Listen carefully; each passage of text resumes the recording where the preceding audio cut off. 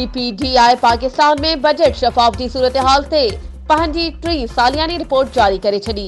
Report में वफ़ाक़ी ऐं सूबाई सतह ते बजट जे अमल में ख़ामियुनि जी निशानदही कई वई आहे ऐं बजट तजवीज़ ते ज़ोर ॾिनो वियो आहे त हू शहरी ग्रुपनि हुकूमती इदारनि सां ॻाल्हि ॿोल कनि।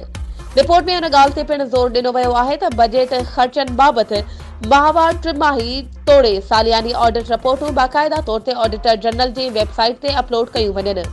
इन खां अलावा बजट साज़ी जे अमल में शहरनि जी शिरकत खे कानूनी तहफ़ुज़ ॾिनो वञे ऐं हुकूमती इदारनि खे घुर्जे त हू बजट जे मुख़्तलिफ़ मरहलनि दौरान शहरनि सां सलाह मशवरा कनि।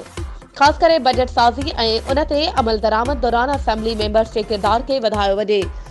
Citizen network for budget accountability CNBA जे मेंबर तंज़ीम डेवलपमेंट अल्टरनेटिव फाउंडेशन पारां मुनक़िद कयल मीडिया ब्रीफिंग दौरान सहाफ़ियुनि सां ॻाल्हाईंदे अब्दुल्ला खोसो ऐं अब्दुल हक सुबरो चयो त गुज़िरियल ॾहाके दौरान CPDI पाकिस्तान में कमु करे रही आहे। हुननि चयो त पाकिस्तान में बजटिंग जे अमल खे ज़िलई सतह खां वफ़ाक़ी सतह ताईं बहितर बणाइण ऐं उन में शफ़ाफ़ियत खे हथी वठाइण लाइ गुज़िरियल साल वांगुरु हिन साल बि वफ़ाक़ी ऐं सूबाई सतह ते इन अमल जो जाइज़ो वरितो वियो आहे।